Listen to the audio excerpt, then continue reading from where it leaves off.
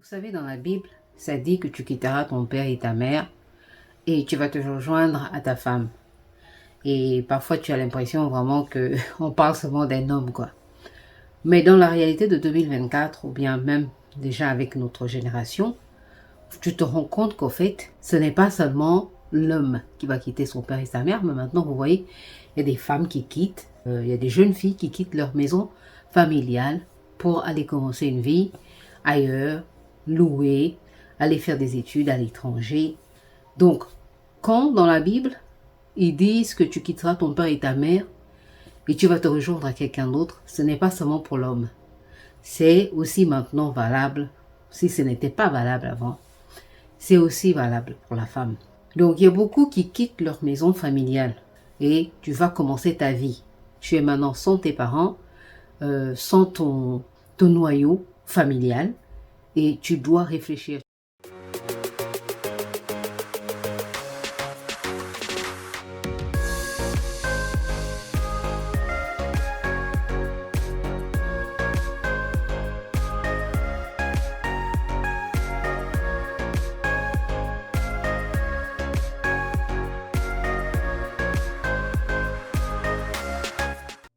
J'utilise ma vie comme un exemple.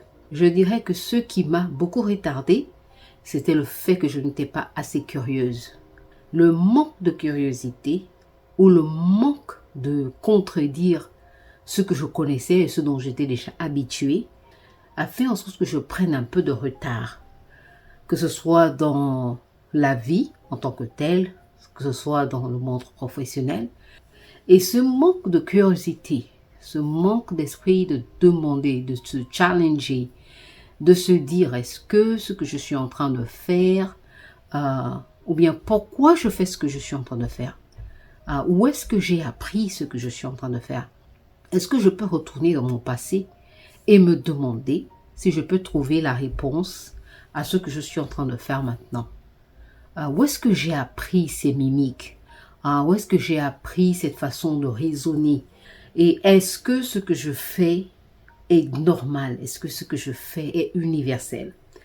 Ce n'est pas que on veut se conformer, mais critical thinking, donc la pensée critique même des choses que l'on fait, de se demander pourquoi je fais ce que je fais, où est-ce que j'ai appris ce que je fais, est-ce que ce que je fais en ce moment est bon, et de connaître un peu l'origine de nos actions, et de se rendre compte que oui, si je ris comme ça, c'est à cause de ça. Si je me fâche comme ça, c'est à cause de ça. Si je boude tout le temps, c'est parce que j'ai vu ça quelque part. Où est-ce que j'ai eu cet esprit de compétition? Ou bien où est-ce que j'ai eu cet esprit de vouloir jamais rien faire? Mon message vraiment, c'est de se challenger, de se poser des questions. Pourquoi je fais ce que je fais? Pourquoi je suis comme je suis?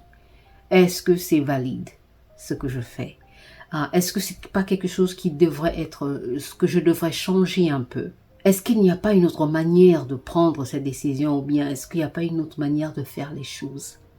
Par exemple, quand beaucoup d'Africains viennent dans un pays étranger, surtout dans un pays comme les États-Unis, et si vous n'avez pas d'encadrement, le plus souvent, les gens que vous rencontrez, vous suivez tout ce qu'ils vous disent. Et ça, c'est tout à fait normal. Vous venez d'arriver, vous ne connaissez pas le coin. Donc, vous essayez un peu de suivre un peu ce que tout le monde fait. Et si ce que tout le monde fait n'est pas bon, eh ben, vous allez aussi vous retrouver dans une situation qui n'est pas bonne. Voilà, c'est ça.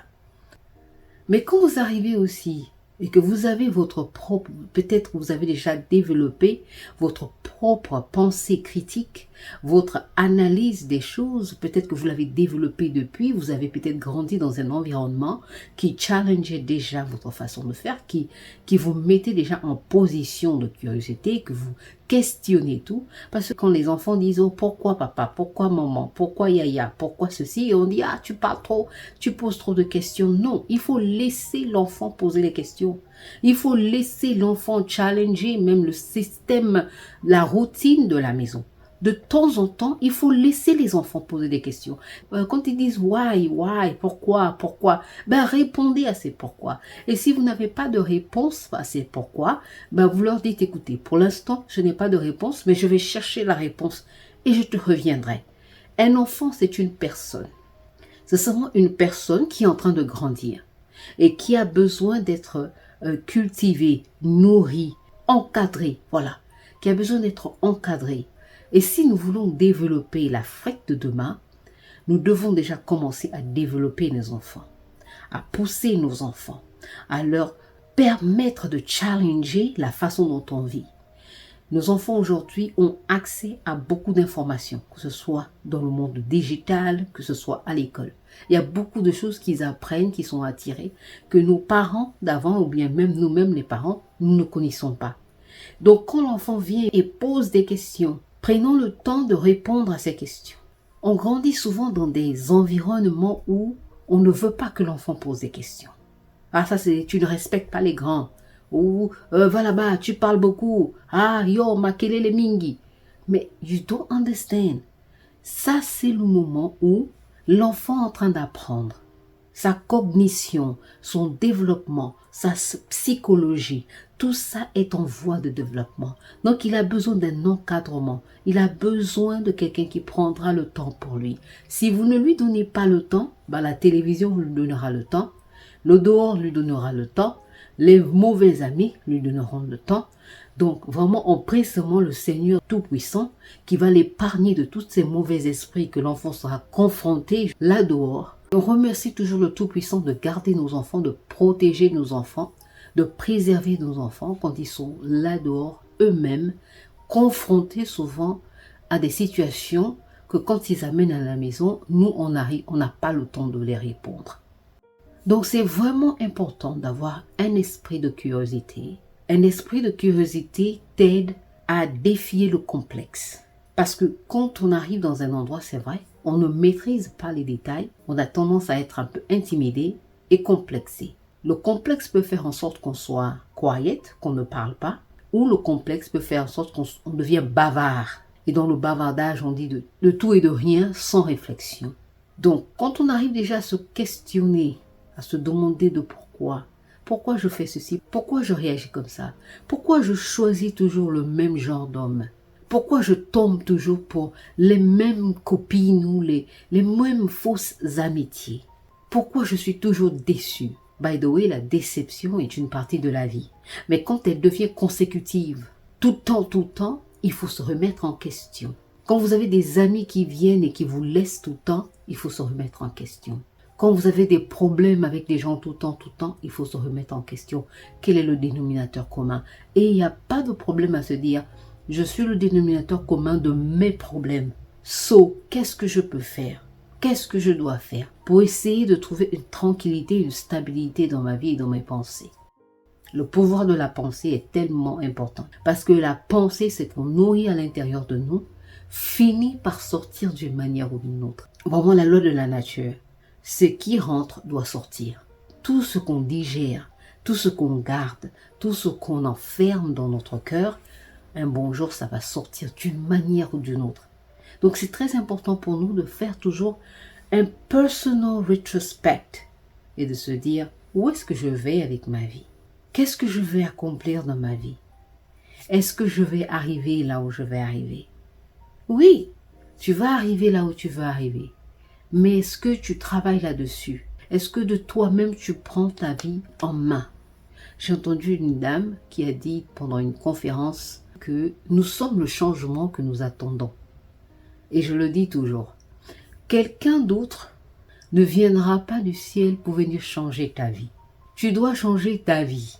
C'est pas un homme que tu vas épouser qui va venir pour changer ta vie. C'est pas maman que tu as laissé encore depuis qui doit changer ta vie. C'est pas le fait que tu n'aies pas grandi avec ton papa ou avec tes parents et tu attends quelqu'un qui va venir changer ta vie. Ce n'est pas non plus le gouvernement qui va changer ta vie. Tu décides de changer ta vie. Si tu n'aimes pas comment les choses fonctionnent dans ta vie, ben tu les changes. Voilà, c'est tout. Tu décides de changer. Si tu allais à gauche et que tu te rends compte qu'à gauche ça ne marche pas, ben va à droite. Ou va devant ou recule un peu. Parce que parfois en reculant un peu, ça nous aide à voir un peu l'image et se rendre compte que, oh, you know what, je n'ai pas bien vu au début. Mais là maintenant je vois. So, c'est très important pour nous d'essayer de trouver la paix en soi, La paix en soi se travaille. Ça ne se réveille pas un bon matin et on est en paix avec soi. Parce que tout simplement, nous avons grandi. Et pendant qu'on grandissait, nous avons recueilli, on nous a donné une certaine éducation. L'éducation qu'on nous a donnée n'est pas forcément bonne, n'est pas forcément appropriée, n'est pas forcément l'éducation dont on avait besoin. Maintenant que nous sommes adultes, et même la société nous a proclamés adultes, nous sommes maintenant responsables de ce qu'on fait du bagage que nous avons reçu avec ce que nous sommes en train de recevoir. Nous avons le pouvoir personnellement de décider ce que nous voulons garder et ce que nous voulons jeter de ce que nous avons reçu depuis la naissance. Et nous sommes autant plus responsables de ce que nous avons accepté à partir d'aujourd'hui d'être dans notre vie. Donc c'est la même chose avec les amitiés. Vous avez des amis, vous savez qu'il y a certains qui sont là seulement pour vous utiliser, il y a d'autres qui sont là pour vous faire perdre le temps. Si vous avez tous ces gens-là autour de vous et que vous êtes toujours frustré, c'est de votre faute. Vous devez choisir. Vous devez dire non à tel et non à tel.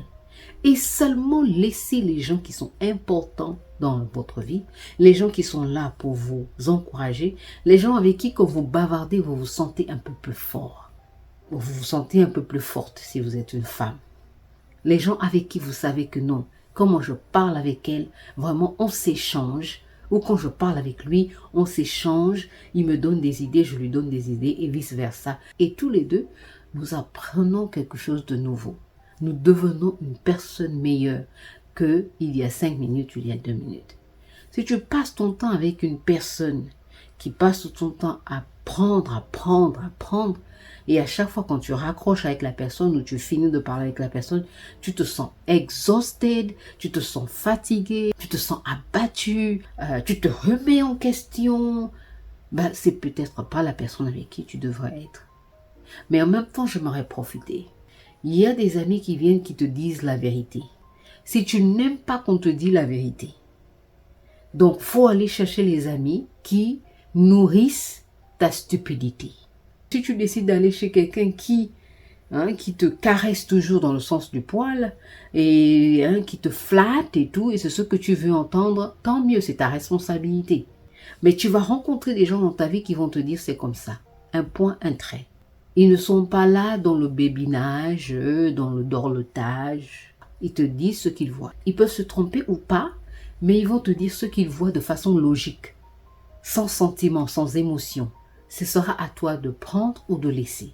Mais sache qu'il y a des gens, ils vont te dire la vérité. Si tu ne peux pas supporter la vérité sur toi-même parce que tu n'as pas travaillé sur toi-même, ça, ce n'est pas leur responsabilité to make you feel better. Ce n'est pas leur responsabilité de te faire plaisir en fait. It's yours.